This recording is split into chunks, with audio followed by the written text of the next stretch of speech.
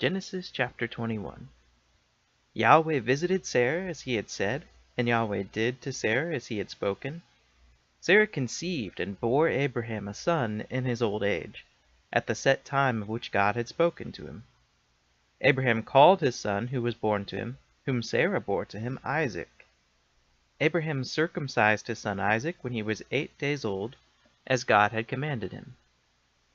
Abraham was 100 years old when his son Isaac was born to him.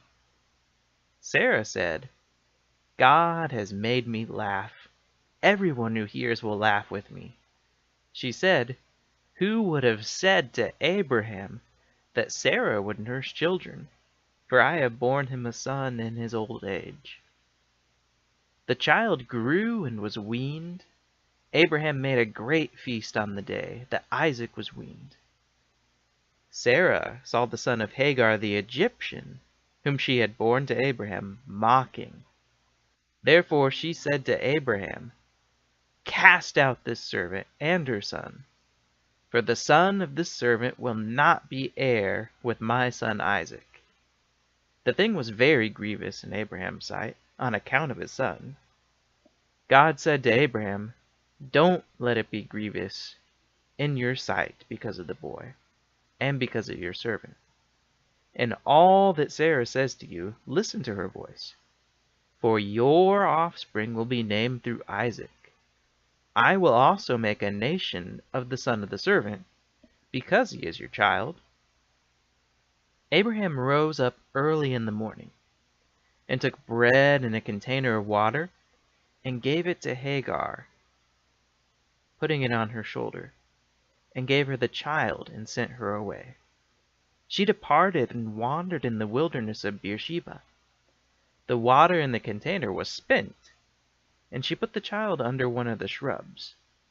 She went and sat down opposite him a good way, about a bowshot away, for she said, "Don't let me see the death of the child."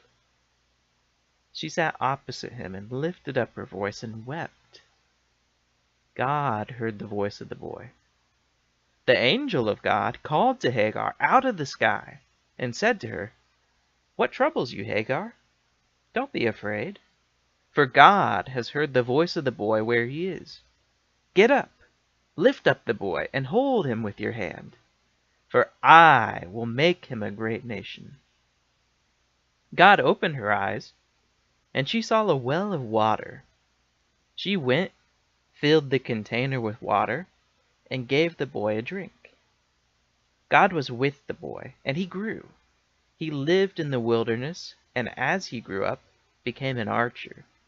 He lived in the wilderness of Paran. His mother got a wife for him out of the land of Egypt. At that time, Abimelech and Phicol, the captain of his army, spoke to Abraham, saying, "God is with you in all that you do. Now therefore swear to me here, by God, that you will not deal falsely with me, nor with my son, nor with my son's son, but according to the kindness that I have done to you, you shall do to me, and to the land in which you have lived as a foreigner." Abraham said, "I will swear."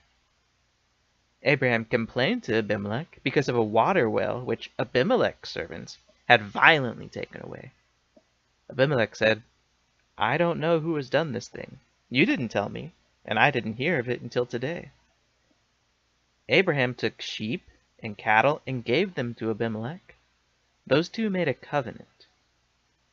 Abraham set 7 ewe lambs of the flock by themselves. Abimelech said to Abraham, "What do these 7 ewe lambs, which you have set by themselves, mean?" He said, "You shall take these 7 ewe lambs from my hand, that it may be a witness to me that I have dug this well." Therefore he called that place Beersheba, because they both swore an oath there. So they made a covenant at Beersheba. Abimelech rose up with Phicol, the captain of his army, and they returned into the land of the Philistines. Abraham planted a tamarisk tree in Beersheba, and called there on the name of Yahweh, the everlasting God. Abraham lived as a foreigner in the land of the Philistines many days.